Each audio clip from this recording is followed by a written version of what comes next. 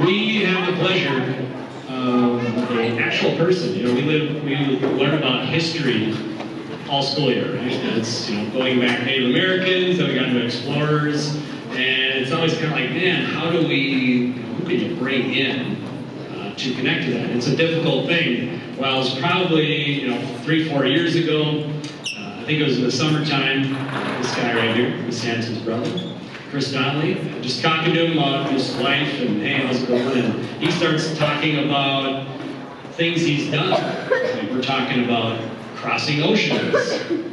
And that's not a typical thing I hear about when I'm talking to my friends. No one has done that. I haven't met anyone on the face of this earth that has done what this guy has done. And as I'm hearing that from him, I'm going like, huh, okay, I teach explorers at school every year. You know, we learn about Henry Hudson, Christopher Columbus, Magellan, Cortez, Pizarro, and it was like, man, you could really connect to this, and we should have you come on in. And he was very nice and willing. He said, you know, yeah, let's, you know, this is like right after COVID, so we're thinking we can do the Google Meet. Perfect. And I think we did it 2 years we've done it. Where he kind of came to a few rooms. We did all the classrooms last year. Then it happened to work out, maybe some holidays, where Miss Hanson said, yeah, I think my brother could come in person. That's where we are today. And it's just a really cool thing that we have to be able to take all those things we've learned about with explorers on things they had, and then bring in someone who's about as close to an explorer and is an explorer that I've ever known. I'm sure that you've probably encountered when you hear some of the things that this man has done. So we paid for his flight, we got him in, we flew him all the way from California, so we appreciate him taking time out of his life and work to be here with you and share some of his knowledge as you're learning it, and as you're hearing his stories, you know, be thinking. He's going to have some questions, obviously, at the end that you can kind of ask all of things. Every time I hear it, there's always things that like, ooh, man, I want to find out more about that part. So let's be a good Delano Intermediate School audience. Tiger Pride, be respectful. It's about him, so we don't need the little side comments or faces.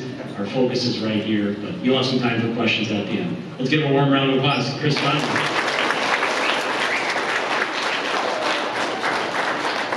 All right, thank you, Mr. Olson. Thank you all the students and staff welcoming here today.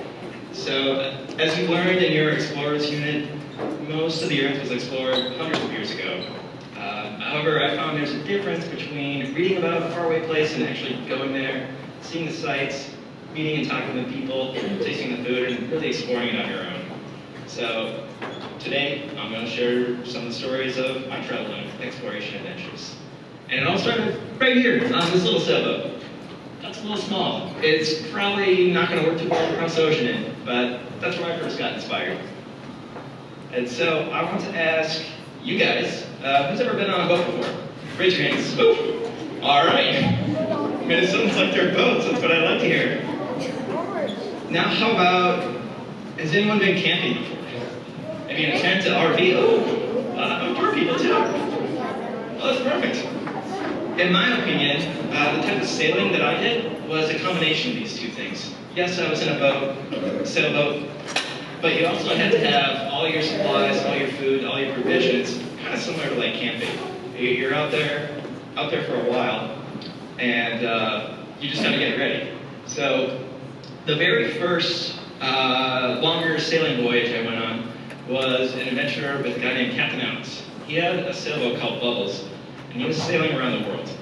And so what I want to I guess I'm more of a visual person, so I'm going to show just a short 2-minute video. This is part of the documentary about Captain Alex on his sailboat Bubbles, and it'll help set the picture, help you guys really understand maybe what it was like to be on this boat in the open ocean.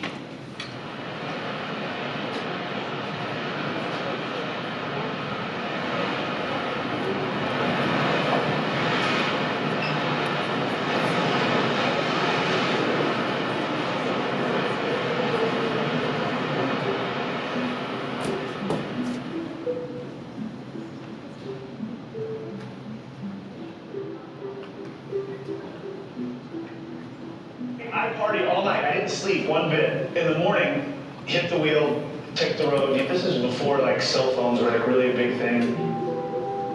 I'm from Indiana. I just bought this boat. I'm just gonna go sail around the world.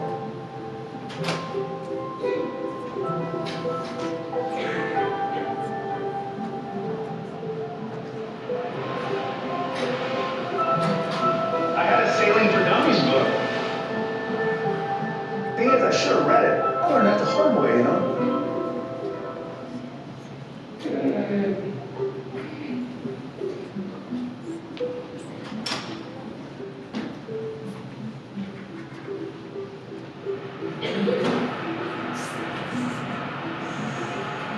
I fell off the boat once. We just hit a big wave, and it just threw me like off the boat. It only takes one wave. I mean, we probably had somewhere between 15 and 20-foot seas. And I wake up with water pouring onto my face, and I think we're sinking. We're going down. This is the end. I see bubbles disappear underwater.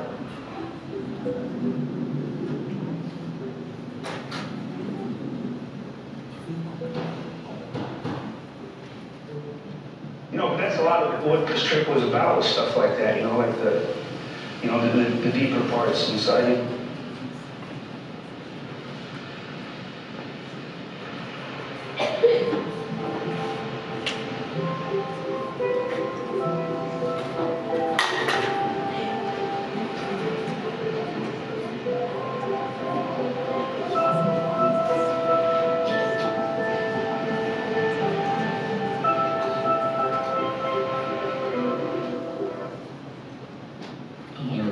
So that was the Sailboat Bubbles. That was, I was just with Captain Alex for about 4 weeks.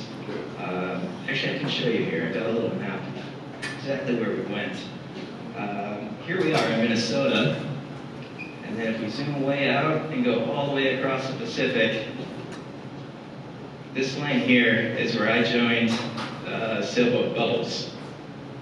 This was just off the coast of Malaysia, and we ran around the island of Sumatra in Indonesia. And it's basically on the other side of the planet. So Captain Alex had already started. He started in the Caribbean and had gone all this way, and this is the part that I joined him for. Let's just jump back here. And here's a few photos. A couple of interesting points about my time on Bubbles. It was a very simple boat. Captain Alex had a great sense of adventure. He's very resourceful, but he didn't have a ton of money. He just bought a good, solid boat, had steel hulls ready to cross an ocean, but a lot of things were starting to break. He'd already gone halfway around the world. The stove didn't work. He didn't have any hot food.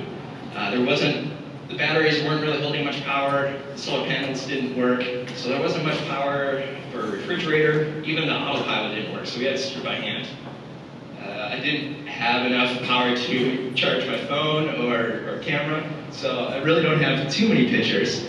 But the really cool part was, it was very remote. That part of Sumatra in Indonesia, there were some people out there, but a lot of the villages were not very developed, which was, to me, it was interesting. We'd see a lot of visitors like these. They'd be out in these little fishing boats. They normally come and try and welcome you, maybe trade for some fish. We were eating mostly canned food, so sometimes that was something maybe they hadn't tasted before. Trade for some local food, go from there. Also interesting, one time, you start to understand what these boats look like. Normally there'd be a couple guys on there and they'd have some fishing gear, there'd be some nets. The most interesting time was one time there was 5 or 6 guys in a little boat like that, and they came up pretty fast. And we didn't see any fishing poles or anything like that on them. And they kind of had some mean looks on their faces. We kind of suspected they might be trying to rob us. Basically, they were modern-day pirates. On the positive side, nothing bad happened, but that may have been because Bubbles itself didn't really look too clean. Didn't show like a lot of flash, a lot of wealth. So nothing really happened. But there are stories out there, people do get robbed. It's not the Captain Jack Sparrow type of happy-go-lucky pirates. So you always have to be a little careful out there in this world. But that was my time on bubbles. Also interesting to note, this was right around the equator. It was very hot, not a lot of wind. So with everything going down, there was no AC. It was a little hard to sleep at night. Maybe not the best experience, but I was excited. I liked it. I wanted to go on a bigger stuff. I wanted to cross an ocean, and I wanted to do a little more research, so maybe it would just be a little more comfortable experience than my time on bubbles. So I started to research, like, how could I do this? How could I make this happen? And I started going online. I found some different websites where there's people who maybe had different sailboats and they were looking for a crew to help them. But it was really all over the place. How could I really understand this better? And so I started looking into how the wind blows. Sailboats, yes, they have motors on them normally, but they're really for a backup. You're not gonna have enough fuel to get you all across the ocean. So how do these winds work? I'm not gonna go through a huge science lesson right now. It's Friday afternoon, but I will show you this map. All these arrows right here, those are called the trade winds. That's really, these winds blow constantly like that. The reason they're like that is due to the way the Earth spins, and also the fact that hotter air is around the equator, colder air by the North and South poles, and those two are always moving back and forth to try and equalize. So that's what creates this wind movements, and these winds have been like this for thousands of years. This is what the early explorers used. This is what modern day sailors still use.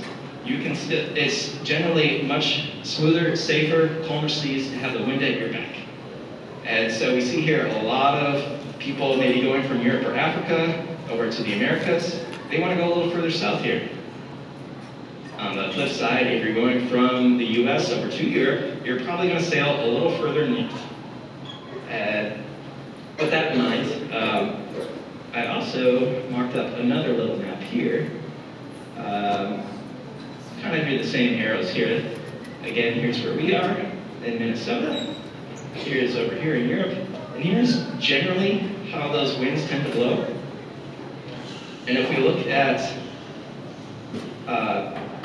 this is Columbus's first voyage. And if you notice, he started this way, and he kind of followed these arrows, keeping the wind at his back. He was right in the trade winds. There's a few other explorers I marked up here as well.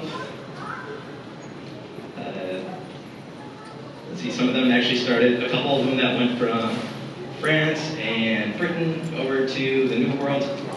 You'll notice they actually went up north, this colder part, but they went way further north. They tried to get away from this arrow, that trade wind, blowing from west to east. So with all that in mind, I figured I wanted to go to Europe and ride these warmer trade winds down to the Caribbean, back to the States.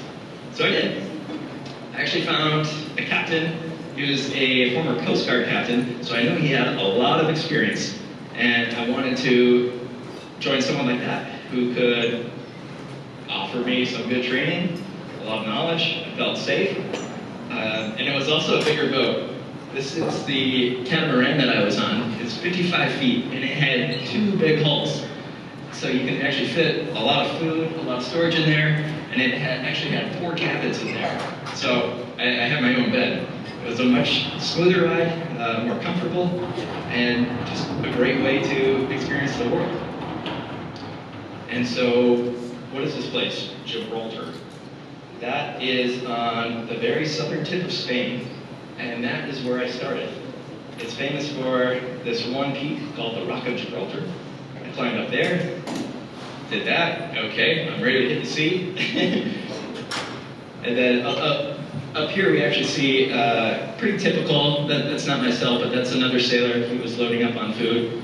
You see, before they start this big trip, you want to have a lot of food that will last a while. It's not going to go bad if it's canned or dry food like that. You can just cook it as you go. You normally just add some water, and it's going to last a long time because you don't necessarily know how strong these winds are going to blow. Maybe it'll take 2 weeks. Maybe it'll take 2 months. You don't always know. So that's what we did. Set sail from Gibraltar. Our first stop, it took about 2 weeks to get to the Canary Islands. And here's a few photos from there. I actually got to ride a camel up a volcano. It was really pretty. I'm not the best photographer, not a ton of photos there, but I'll jump back to the map just to help you guys see that again. Let's see if I can, here we go. So here's where I started. Here's Europe, here's Spain. The very southern tip of Spain is this place called Gibraltar. We started sailing, again, we started sailing south. We wanted to catch these trade winds. These trade winds at our back, it was going to be a lot smoother sail. Things were probably, it's just going to be calmer waters, easier going, less things will break. And so right here, it took about 2 weeks to make this part from Gibraltar to the Canary Islands. And then from there, our next stop was Cape Verde Islands. I believe I have a few photos of those. Right here. Oh, there's actually a video. A lot of wind noise too. So that was the Cape Verde Islands. And from there, it was onto the open ocean. And this was the longest stretch. It took about 3.5 weeks to go from the Cape Verde Islands until the time we got to the Caribbean Islands. And what would we do there? Again, we were in the trade winds. The wind was at our backs. You can see in this little video, yeah, there's always some motion, there's always a bit of a breeze, but it was generally not too bad, not too bad. And on top of all the canned food, all the provisions we had, we'd try and go fishing. And every now and then we catch a big fish. That's a big mahi-mahi. Sometimes you catch them just as simple as straying the line like that in that video there. And that was nice to have, in addition to all the, it wasn't stale food, but it was maybe a little bland, all the canned food and stuff. Let's see, what else to know? Oh, in this photo here, you actually see it, that's our laundry hanging out. You know, keep in mind, the ocean is saltwater. It's not like the lakes around here. Saltwater is fine to swim in, but when you get out, you still feel like a little sticky or just not quite clean. And in the ocean, there's waves crashing up. You get a little spray here and there. Like, how do you keep your clothes clean? Well, you use some of the fresh water you have on board, and then you just wait till it's calm, and you can hang them to dry out there. So we did that frequently too. So I just said it took about 3.5 weeks for this longest part. That's 3.5 weeks without seeing any land at all, just on this boat. So what did I do with my time that whole time? Well, we would normally split it up between, you always have someone at the helm, you know, behind the wheel steering, making sure our course is still right, making sure the wind is still hitting the sails just right, watching out for storms, other ships. So we would rotate. After 2 or 3, 4 hours, you get a little tired, your eyes maybe start dropping a little bit. So it's good to keep rotating people. So in between my shift on deck, there's always something to do, whether that's cooking, cleaning, preparing something, or just reading a book. Let's see, and in addition to the captain, it wasn't just me and the captain on there. There was actually 3 other people, which worked out well for the most part. I say the most part because I'll add something to that in a minute. But it was really helpful because each of those rotations, in between each of those rotations, you could get some sleep as well, and that's important. Obviously, we all need sleep. Sometimes, since I was the youngest person out there, I would normally get stuck with the night shift, normally from like 2 a.m. to 6 a.m., which kind of threw out the sleep schedule, but at the same time, it was really pretty at night because there was no other lights around, so you could just see all the stars for miles and miles. That is until there's a storm. Luckily, we didn't have any hurricanes or anything too crazy, but there were definitely a few times where storms would pick up, even in the trade winds. Generally, if you're going the right direction, the wind's behind your back, and it's pretty smooth, but storms can happen. And what do you do then? You're on a boat. You just have to ride it out. Just have to be safe about it, know how to sail, and just keep going. But there was a couple nights where I think the wind picked up to 40 or 50 knots. It's 50, 55 miles an hour. and it's just pitch black, and you can't hear anything. And the boat's moving up and down, and it's a whole new experience. But luckily, if you take the right safety precautions, it's normally wearing a life jacket. You can also harness yourself into the boat, so as it's shaking around, you don't fall overboard. And then just working with the rest of the crew on board to make sure that everyone's safe and you can ride the storm out. So that definitely happened. But eventually, we made it to the Caribbean, and we started to make our way up a little more towards Florida. Once we got around the Bahamas, we started getting lobster. That was a treat, in addition to all the fish we had. Also, in particular, when we were on that sailboat, after the long haul across the Atlantic, I think it was right around the Bahamas as well, during one of those storms, one of the two rudders on that twin hull sailboat actually gave out. So I was the lucky one who got to jump overboard with the snorkel on. Luckily the storm was over, but the seas were still a little messy. But I went underneath the boat snorkeling, pulled this rudder shaft out, and then here I am with the captain trying to repair it. And it worked.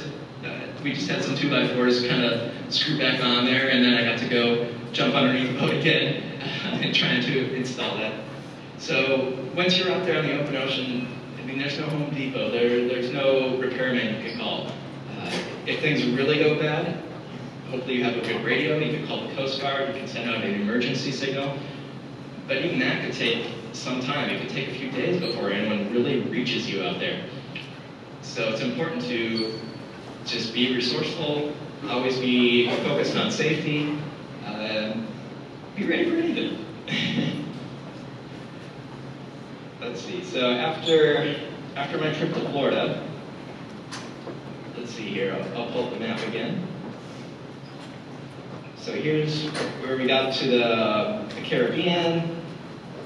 Here's the Bahamas, where we started seeing more lobster, went spearing for those. And then I made it all the way up to the coast of Florida, little town of St. Augustine. And that's exactly where the captain wanted to go. That's where he was from. He had just purchased this boat in Europe, and we had brought it to Florida, so my time on that sailboat was done. So what was I going to do now? I believe it was February at that time. It was still really cold in Minnesota. I wasn't quite ready to go back. I'd also been on a sailboat for a while. On top of everything else I just mentioned, there's no place really to run around. You're stuck on a 55-foot boat. We didn't have a gym on there, and I was ready to get some exercise. So I decided to get a bicycle and bike across the United States. Why not? I went from east to west, from Florida to California, and then actually down Baja, California. I keep jumping back and forth to this map, but I'm a map person. So let's add that. So my bike trip is this orange line here. I actually started in Miami. I went back down, I found a bicycle there. I went around a little bit because I had a few friends that lived in South Carolina and Georgia. And then I just started going this way. About halfway through in Louisiana, I actually found another person who was going pretty much the same direction as me. And so it was fun to link up with him. So from about Louisiana all the way to Santa Fe, I did that with another buddy. And that was nice. Just makes the days go by so much better when there's someone else there with you. So after Santa Fe, I went back down across Arizona to San Diego, where I currently live, and then went down here to the tip of Baja, California. And let's see, so a lot of things about that bicycle trip as well. Similar to the way I said we have to provision on the sailboat, on the bicycle, I try to take everything that I needed with me as well there. It was a little different because I would stop across gas stations where I could get food, restaurants, that sort of thing. But I brought my tent with. I had one other change of clothes, some spare tools, a couple of water bottles, and pretty much just went for it. Normally I made about anywhere from 50 miles to 100 miles a day. And it was really interesting because when I started in Florida, the coast of Florida, it's really flat. And it's really nice because there's beaches there and bike trails as well. So looking back on it, I think the first part of Florida was the easiest part because it was so flat and easy. And I was probably only starting maybe 30 or 40 miles a day because my legs were still getting used to it after being on a boat for 4 months. And then after a couple weeks of that, my legs got into better shape. I was able to go longer distances, which was great because when you get to places like Texas and Arizona, there's not so much out there. There's more desert, and you have to go further. So let's see. There's so many other more stories that I could mention. But overall, I'll say I learned a lot. It's really interesting to see the world through a different perspective. It was probably, why did I do it? I guess I wanted kind of a sense of adventure. Really just wanted to see what else was out there in the world and all the different people. And it was kind of nice to learn how to really just kind of be in charge of yourself. You stay organized, you commit to a plan, and you can power through. You really build confidence too. There are some days on that bicycle trip, or even like during a storm on the sailboat, you're not quite sure if you can get through it or not. But you realize you're out there and you don't have any other options, so you have to keep going. And I even think about that some days now. Maybe there's a project or something I'm working on, and it's a bit of a struggle, but I always look back and I say, I did this crazy sailing trip and this bicycle trip, I think I can manage it. So, with that in mind, we've got some time for some Q&A. Yeah, who's got some questions? Oh, here we go. Right up front. What do I do now? So after my transatlantic trip, I actually had enough experience, especially with that Coast Guard commander, so I got my captain's license. So for a little while I was doing that. I was driving boats in California, a water taxi in the Los Angeles area, but I went to school for accounting and finance. So that's actually what I do full time, but I still have a passion for boats. Over here. Oh, good question. I skipped that part. That took, I think, about 6 weeks. And what I would normally do, I would try and find out if I had any friends or family in a certain area. And so whenever I found them, I would stop for 2 or 3 days. I didn't necessarily go nonstop, but it was also nice to give your legs a break too. And the red? Stop traveling? I never stop. So these longer trips, it took about a full year off. Good question, yeah. But I still like to travel. Maybe not quite as adventurous as this anymore. It's just a little hard to find the time for everything, you know. We played really loud, and then Chris, can you repeat what they asked, just so they can have your question? Yes. Anyone?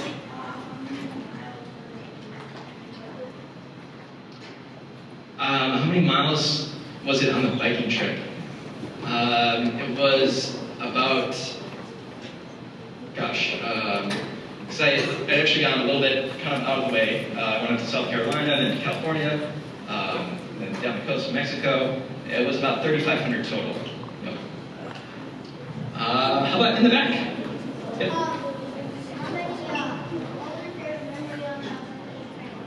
Sorry, can you say that a little louder? What was your favorite memory on the biking trip? Oh, favorite memory.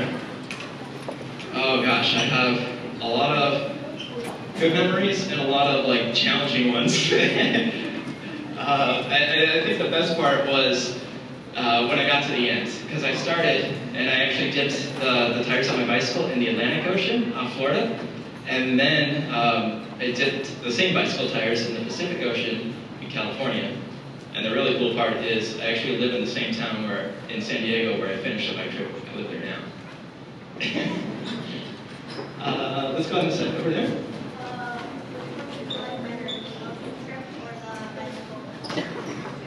Oh, which one did I like better? Sailing across the ocean or bicycling across the country? They're both very different. One was, the bicycle was more like a physical challenge, and the sailing was a little bit, even maybe more of a mental challenge, because especially when we were out at sea for like 3 weeks at a time. I probably like being out on the water more, so that was probably my first favorite. Great.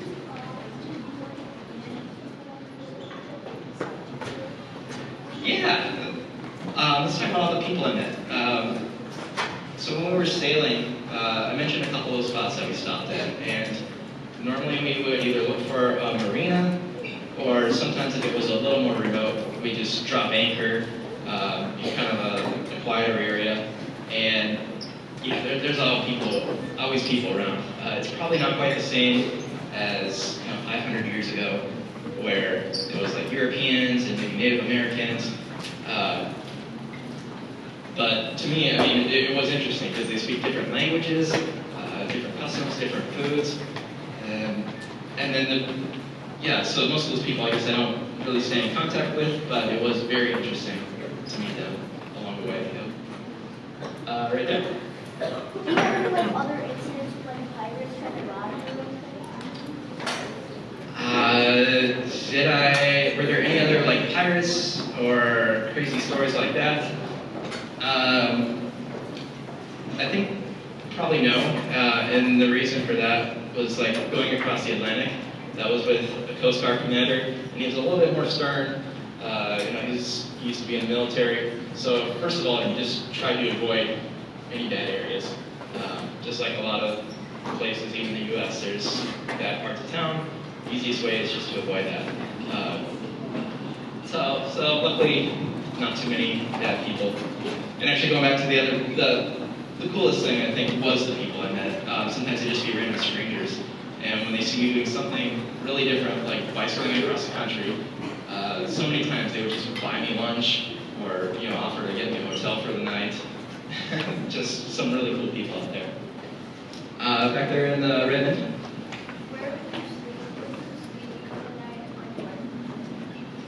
Yeah, where did I sleep while bicycling? So I had a tent with me. So normally I would look, if it was a more remote area or like kind of a forest area, I would just plop my tent down. That didn't always work, especially when you're by a city. So I normally did a few different things. There was an online network actually specific for bicycle tours, and that worked out really well because I felt more safer contacting people like that who were willing to host. They recognized that, yes, I had a bicycle with me, and they could start asking questions about where I had gone, where I was going. We both kind of, in that regard, understood each other, and it felt safe. So I did that a little bit too, along with camping. Yes? What's up?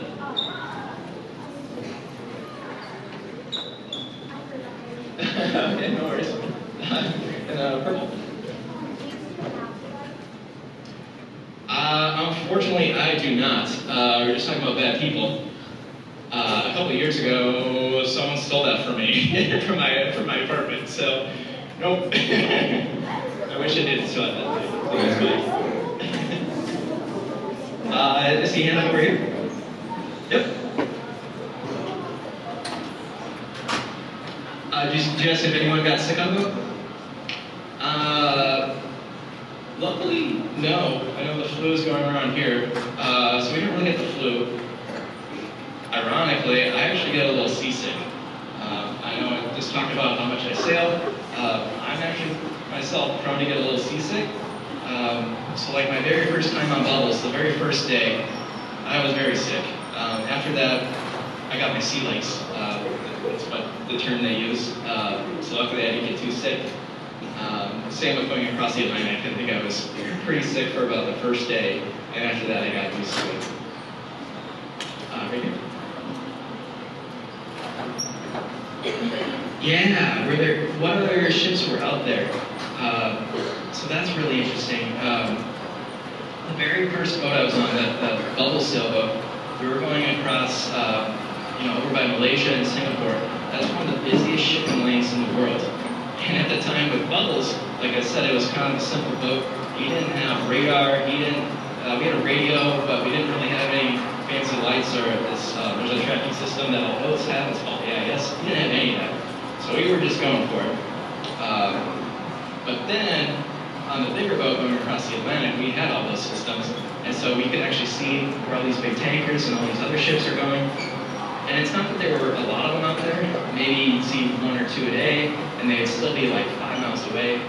But when you're on a sailboat, you really have to plot your course. And so you have to understand, are you guys on a collision course? Because those big tankers, they can't just stop. They're a huge boat. They're going to keep going, even if they stop their engines right then and there.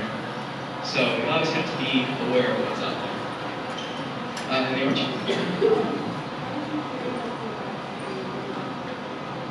When I was on the bike, I'm not sure if you can see it right there, I had these panniers, like these little sacks in the back. And then I had some bungee cords to strap it all down. The goal also there was to try and keep it as light as possible, because the heavier the bike is, the more work you have to do. Yeah.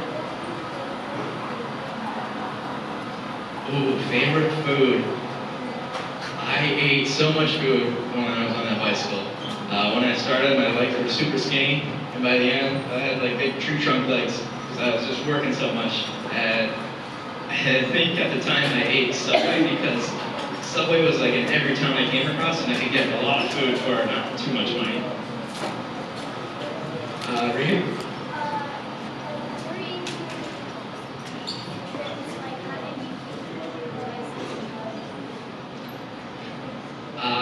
Yeah, how did I keep everything powered up? Well, I didn't really have many choices. I had a cell phone, and normally I would try and plug it in if I was staying somewhere, like out with somebody. But I also had this really small solar panel, and I would open up the solar panel and strap it to the back of my bicycle during the day so that the solar panel would charge, and then at night I would plug my phone in and power it up there.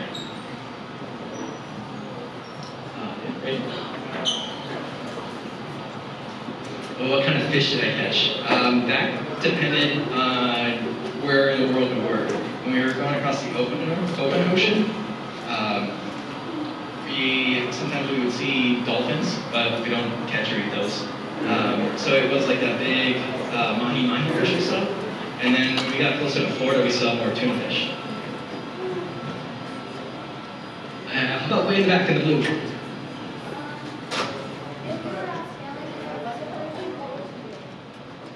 Sorry, if I was out sailing and what happened? Ooh, hope that doesn't happen. Yeah, you don't want to get caught in a hurricane. So step one, you try and get as many weather reports as you can. But of course, once you're out there, especially if you're out there for 2 or 3 or more weeks, and you don't have weather reports, or think about the explorers of way back in the day. They didn't have any weather reports. So you really just, the saying is batten down the hatches, but yes, you literally batten down the hatches. You close all the windows, close all the doors. Normally you have a lot of sail out on the boat, and so if you pull some of that sail down, then there's going to be less sail for the wind to catch. So even if the wind is really strong, it hopefully won't make the boat go out of control and make it go sail as fast. So that's really what you do. You just take down all the sail, hold on. How about back there in the pink?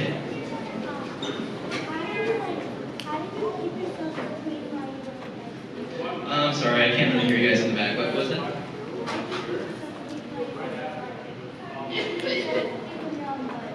Oh, yeah, I guess I was a little stinky, especially when I was sweating. I would normally, a lot of times I would camp. To keep clean on the bicycle, I would camp in like a campground. Sometimes there's showers there. And there were definitely a few days where I was probably stinky and just didn't really shower. Right here.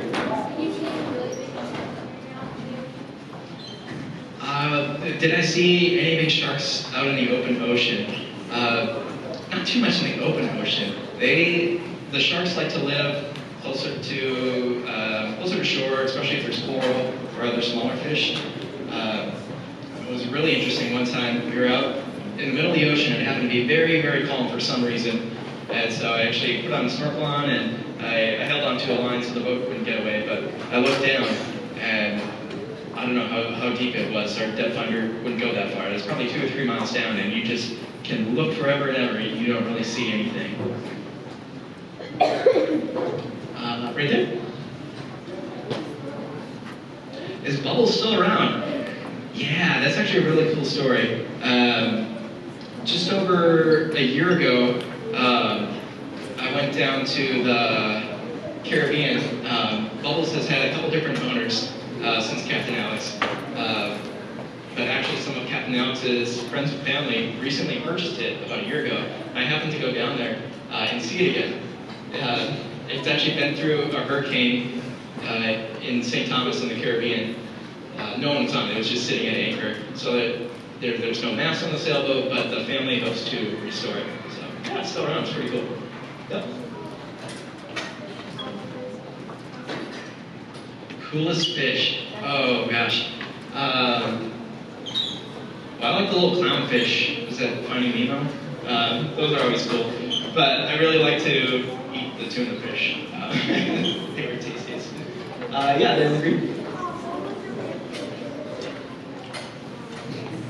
Sorry, can you say that loud? Oh, favorite thing to do when there's free time. Gosh, we had a lot of books on that boat, so I read a lot of books.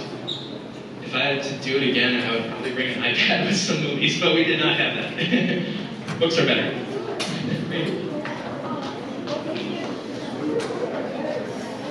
What was my favorite trip? Well, aside from these more adventure travels, I think my favorite place I've been is Ireland.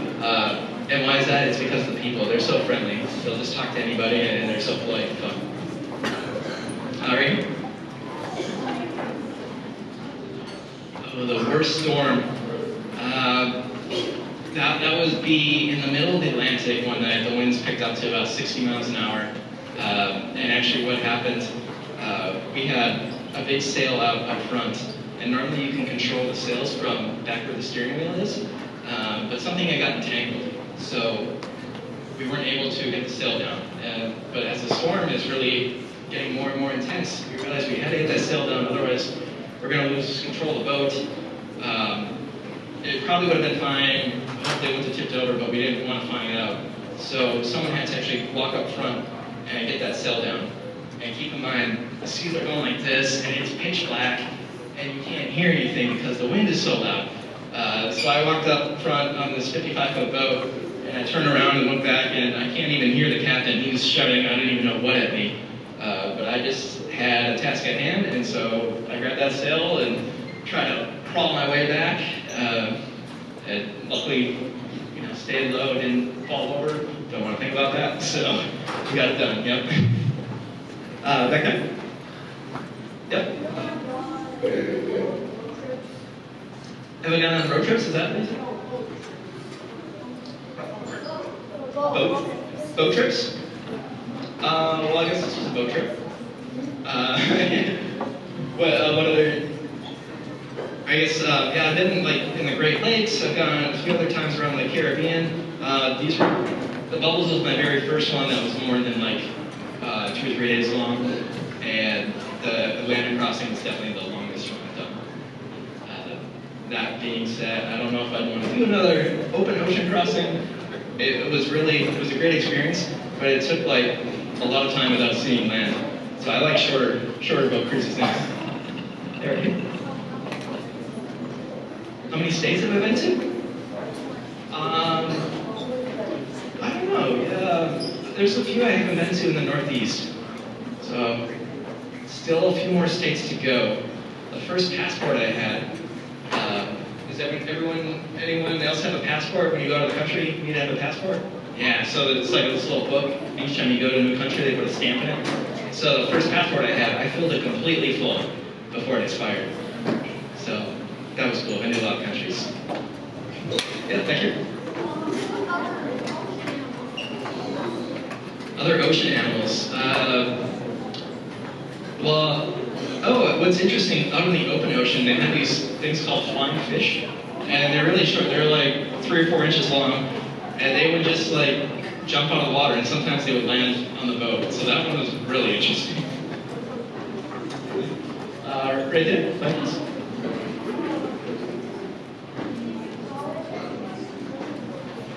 Did I go with anybody? Yeah, so on that Atlantic boat, we had the captain I talked about, and there were actually, we started out with myself and 3 others, and what's interesting there was, there was this one couple. So we had sailed across the Atlantic, the long part, we got to the Caribbean, but it was still going to be a couple more weeks till we got up to Florida. And this other couple, they just had kind of a different point of view. They were actually vegan, vegetarian, and the captain was not. Captain was upset we always had to cook different meals. And anyways, they were asked to leave as soon as we hit land.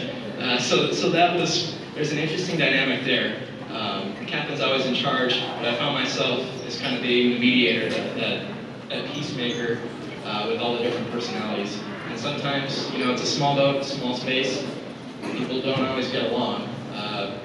But when you're in the open ocean, you have to. Right here. What's the biggest boat? The biggest boat I've sailed? I saw. Going across the ocean, there's like a lot of big tankers, big freighters, and those are like a 1/4 mile long. It's just crazy how big those are. Myself, I've got my 100-ton captain's license, so I've only operated like a 75-foot boat, but I can do a little bit bigger, I guess. There in the back. Sorry about that. I probably did read every book that we had on the boat. Sometimes we would get to some of those islands that I was talking about, and that would be one of the first things I do, would look for like a new book or some sort of entertainment. The challenge was sometimes those countries didn't speak English, so you maybe try to learn a new language or just look a little harder for an English book. Here? Sorry, favorite book. Favorite book? Gosh, it's definitely not my favorite book, but I really remember reading Ernest Hemingway from The Bell Tools. That's probably a little bit of a high school level. Did I get hurt on any of the trips? Luckily, no. Always stay safe, be smart. Well, when I was in the sailboat, sometimes when you're working with the lines or all these different winches and pulleys, sometimes you maybe get like a little scrape or a cut. And what's interesting about that is when you're out at sea and you've got all this saltwater spray, these little cuts don't really heal. So sometimes that was actually the most frustrating part. Like, luckily I didn't break an arm or anything like that, but just these little cuts and scrapes would stay around for weeks or months. They just wouldn't heal even if you put a Band-Aid on it. Oh, we got time for 2 more.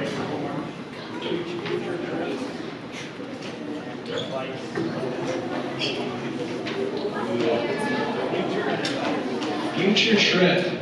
I'm actually fortunate enough I get to go to New Zealand in February with my wife. I don't know if we'll have time to get on a sailboat though. I hope to get back to the Caribbean and go for sailing for a few days at some point. And then for all of you guys, I just want to encourage you to always be curious, always explore, but above all, be safe, do your research, listen to that voice in your inner head, also listen to your parents, and just go for it. All right. Hey, let's give it up for Chris Bell.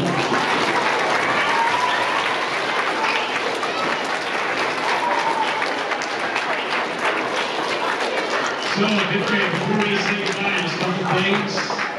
If you still had a question, there are lots of questions. This table, Ava, we're not done yet. Just a couple things. I know there are a lot of hands in the air. Just put those questions to your teacher. They can email them to Ms. Hanson, who will then tell her brother, Chris, and you'll get that answer back. So hopefully you learned some new things and saw, I think the biggest thing for you is what's possible, and hopefully planted a seed, and maybe be like him someday and do some of those things. So pretty jealous. You got to do it before you're married and have kids. After that, it's more fun. Olmsheim Banker, Moore, why don't you lead first?